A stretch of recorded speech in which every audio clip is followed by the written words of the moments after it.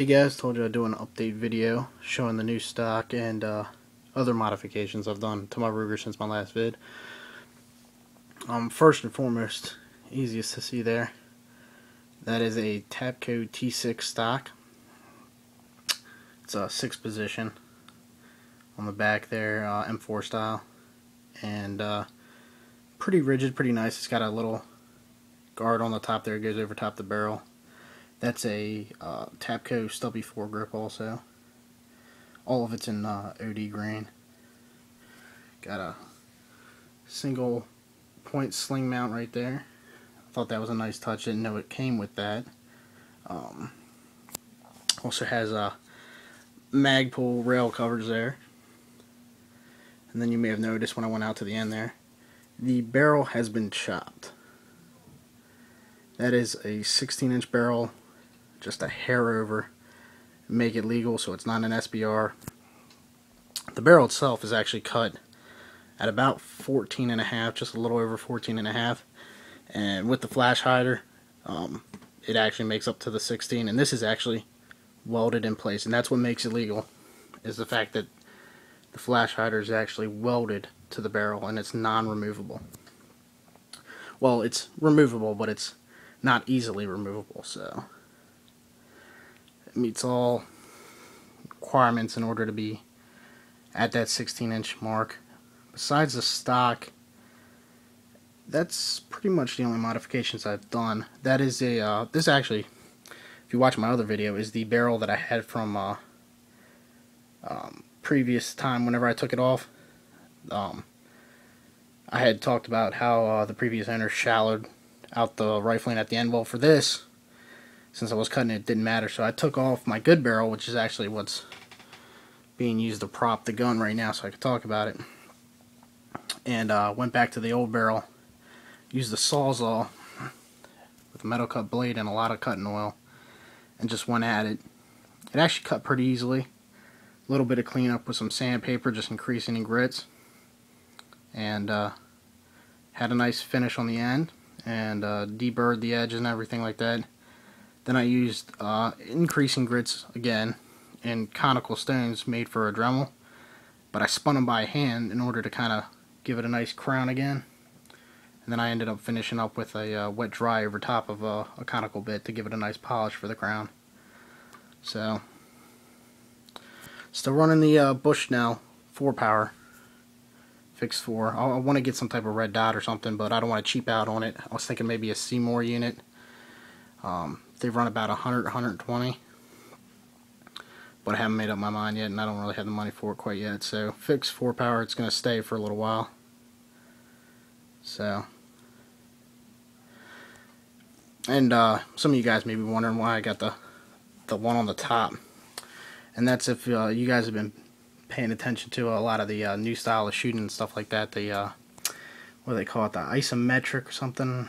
I forget what it's called, but essentially it's a grip with a thumb over top, and you really pull the rifle in and you drive it into your shoulder, and it just gives you better control and stuff. And I like that style of shooting. I've been doing that with guns before they were, you know, really making it popular and stuff like that. I've always had better luck reaching out and pulling the gun in rather than just supporting it back here, say, or something like that, like the competition shooters you see do.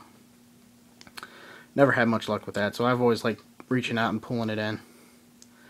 So, aside from that, it's pretty much stock. Still running 10-round mags. Haven't got my hands on a BX-25 yet, mainly because they're illegal to buy or sell or manufacture in Maryland.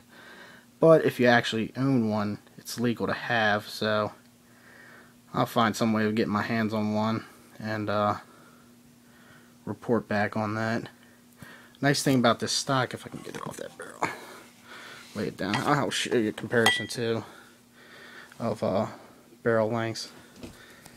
Let's see if I can stay out of the shadow. Okay, so that's about lined up where the barrel goes in, and it doesn't seem like much of a difference. Actually, let me get a little more.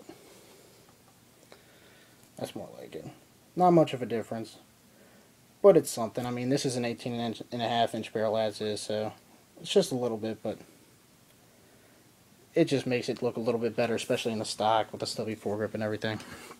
But back to the stock. one thing that the Tapco does, since, I mean, there's no need for a bolt buffer or anything like that, is everything here is storage. There's a storage in this tube, storage in the handle. Just has a spring clip there, you see. Do this through the viewfinder. Plenty of storage down there. And it just snaps into like a little thing there. And then up front here, this is actually the stubby foregrip. Bottom pulls out. Come on now.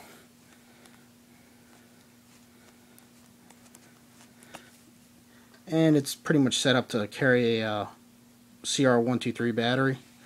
Though if you trim the grip down, I'm sure you could fit more in there, but as is, it's pretty much only made to carry one of those short batteries, the CR123s. It's kind of a pain to get back in, but that's a good thing because you know it won't come out. And then of course down on the end, if you collapse it all the way, then you look at it, you can see there's just a little rubber cap there.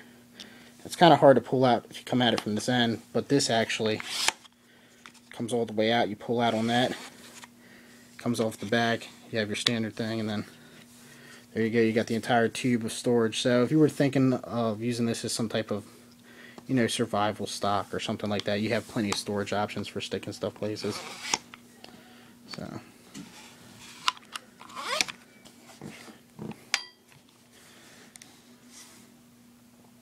So that's pretty much it. I'll show you what I got up front. It's not pretty.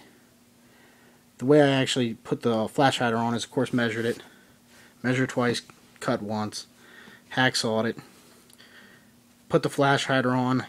Estimated where it was. Now this isn't actually, this flash hider is a flash hider that is made to go over the front lug of a standard 1022 barrel. You can see right here, this front lug, and then it uses a set screw to hold in place. So I had ordered that, just planning on putting it on a Steiner barrel, but then I got the idea of trimming the barrel after I had already ordered it. So what I did is, of course, measured, cut, then put this on and kind of held it partially in place with the set screw. If you notice, I actually inverted it. Normally the set screw would be down and this open area would be up around the front sight post. So flipped it over, put the set screw in, got it pretty close to where I needed, and then threw down one bead. That's a weld, MIG welded, in one corner. And then since it was canted up, because of the way the set screw was and it's kind of loose on the barrel, I just bent it to where it needed to be to line it up so it was nice and level. And then went ahead and finished doing a little welding in there. Now I could have filled that all in, but I was trying to get this thing put together in one day, and was running out of time, got a little impatient, and decided to just go with it. So it's not too pretty, but on the underside of the gun you'll never see it, and I could always go back and fix it if I wanted to, but with the super black on it, it's not too noticeable. So that's pretty much an update on it, guys. Let me know what you think. If you got any questions, let me know that, and I'll do my best to answer them, and have a good one. Thanks for watching.